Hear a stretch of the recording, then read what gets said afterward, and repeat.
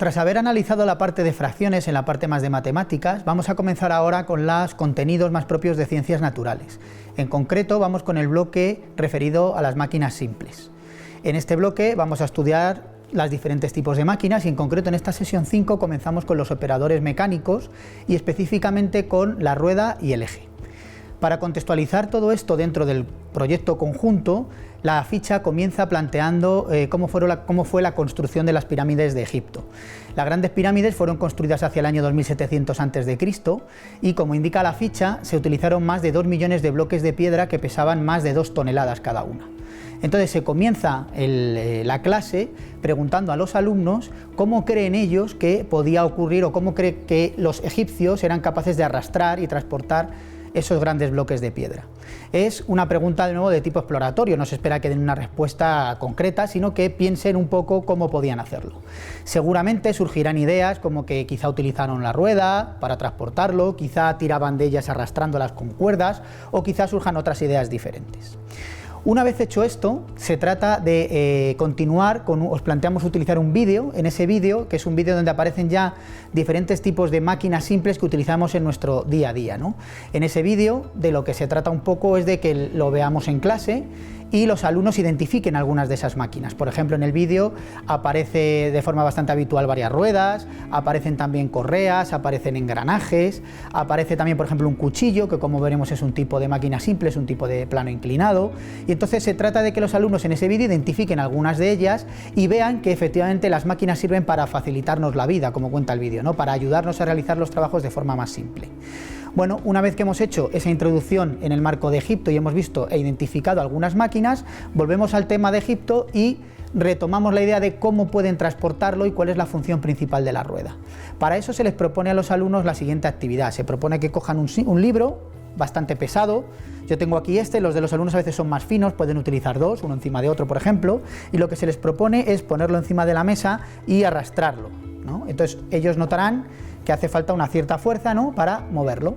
A cambio, o en la segunda parte, se propone ahora utilizar una especie de cama, ¿no?, de rotuladores. Los rotuladores son bastante redonditos, entonces os recomendamos usar rotuladores y que lo pongan encima, y ahora de nuevo, si empujan, se nota claramente que hace falta mucha menos fuerza para lograr desplazar ese bloque, ¿no? Esto sugiere que una de las posibles formas en las que los egipcios podían haber desplazado los bloques podría ser quizá haber utilizado algún tipo de troncos o material cilíndrico sobre el que transportarlo. En realidad no se sabe cómo lo hicieron los egipcios, sí sabe que no utilizaron la rueda, puesto que la rueda, aunque ya había sido inventada, efectivamente no era conocida por ellos en esa época. A Egipto se cree que no llegó esa invención hasta bastantes siglos después de la construcción de las pirámides, pero se especula con que sí quizá pudieron utilizar un mecanismo de este estilo y desde luego también arrastrarlas. Bueno, en esta primera actividad, por tanto, lo que hacemos es un poco introducir la idea de que la rueda, su principal función, o esto que es parecido a una rueda, es disminuir el rozamiento y por tanto facilitar el transporte de los objetos. Bueno, en la segunda parte de la sesión pasamos ya a describir más el funcionamiento del eje, ¿de acuerdo?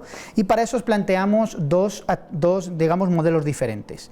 En uno de los modelos, como veis aquí, tenemos dos ruedas del mismo tamaño, unidas por un eje, y en el otro modelo lo que tenemos son dos ruedas de diferente tamaño.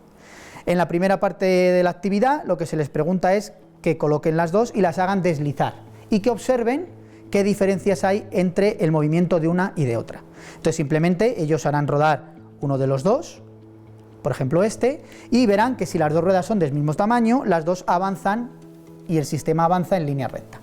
Sin embargo, si lo mismo lo hacemos con este sistema, podrán ver que lo que ocurre es que tenemos un movimiento circular.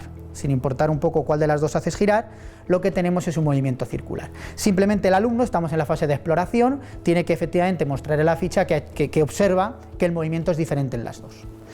Después, en las siguientes preguntas, le decimos que coja este modelo, y ahora lo que le pedimos es que sujetando de una de las dos ruedas, ¿vale?, la haga girar. Y le preguntamos, si tú haces girar esta rueda una vuelta, ¿cuántas vueltas da la otra? Y entonces vemos que efectivamente, si yo hago girar esta rueda una vuelta, la otra también da una vuelta. Si esta la hago girar dos vueltas, la otra también da dos vueltas. La idea es que el alumno vaya viendo que la misión de un eje es efectivamente transmitir el movimiento. Yo solo hago mi acción sobre una rueda, pero la otra también se mueve, gracias a que el eje transmite el movimiento, ¿sí? Y las dos dan el mismo número de vueltas. Lo mismo lo hacemos ahora con el otro modelo, para que vean que no influye el tamaño de las dos ruedas. Si giramos esta una vuelta, la rueda pequeña también da una vuelta. Si esta gira 2 vueltas, la rueda pequeña también da 2 vueltas. También lo repetimos ahora desde el otro sentido, ¿de acuerdo? Con estas actividades, insisto, se trata de ver de que el movimiento se transmite de una rueda a otra y las dos dan el mismo número de vueltas. Todo esto se plantea de una manera manipulativa en esta fase de exploración, y luego ya en la fase de explicamos es el propio docente el que con los modelos en clase va repitiendo un poco las actividades para asentar el conocimiento en los alumnos. Podemos ir preguntando a los alumnos cuáles han sido sus respuestas para ver qué ideas han tenido al respecto, si lo han entendido correctamente, si no, ir corrigiendo las cosas que hayan hecho mal para asentar un conocimiento correcto, y simplemente se trata de ir repitiendo esos ejercicios para ir viendo efectivamente, insisto, que la idea fundamental es que se transmite el movimiento y que las dos dan el número de vueltas. Es interesante también, volviendo a la actividad que hemos hecho al principio, cuando hemos comparado las dos, que cuando comparamos el movimiento de las dos, no solo hay que fijarse que efectivamente el movimiento es diferente, sino que es bastante interesante fijarse que en este caso las dos ruedas llevan diferente velocidad. Fijaros que si yo hago este movimiento, las dos ruedas describen un círculo, pero la rueda de fuera tiene que describir un círculo bastante más amplio que la rueda de dentro. Eso significa que si en el mismo tiempo la distancia que recorre es mayor, la rueda de fuera en realidad está yendo a mayor velocidad que la rueda de dentro. Eso, que ahora es bastante sencillo, aunque lo tiene que explicar el profesor, veremos que luego se enlaza y tiene un interés fijarse en eso cuando lleguemos a la parte de las correas y los engranajes. Para terminar, os incluimos dentro de la parte del profesor un vídeo explicativo sobre las ruedas y los ejes. Es un vídeo que quizá tiene un nivel un poco elevado para cuarto de primaria, pero como os indicamos en la ficha, hay ciertas secciones del vídeo que os pueden resultar útiles para que los alumnos afiancen algunos de los conocimientos sobre ellas. También puede ser útil porque muestra otros ejemplos de uso de rueda y eje, como por ejemplo es un monociclo, como una afiladora o un torno. Todos ellos son ejemplos de cómo el eje transmite el movimiento y de cómo las ruedas giran a veces a diferentes velocidades con diferentes objetivos. El vídeo utiliza en algunas partes la definición de velocidad como espacio dividido de tiempo. Este concepto en realidad está un poco fuera todavía de cuarto de primaria, el concepto de velocidad se introduce más adelante, pero los alumnos tienen una idea intuitiva de lo que es la velocidad y por ello podéis utilizar esas otras partes para explicarlo. El vídeo también hace hincapié en que detrás del funcionamiento de la rueda y el eje está la conservación de la energía, como detrás de todas las máquinas.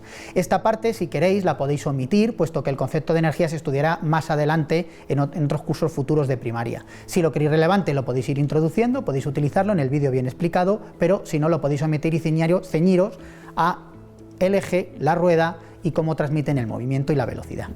Hasta aquí la primera ficha referente a las máquinas simples, en concreto la de rueda y eje. Hasta pronto.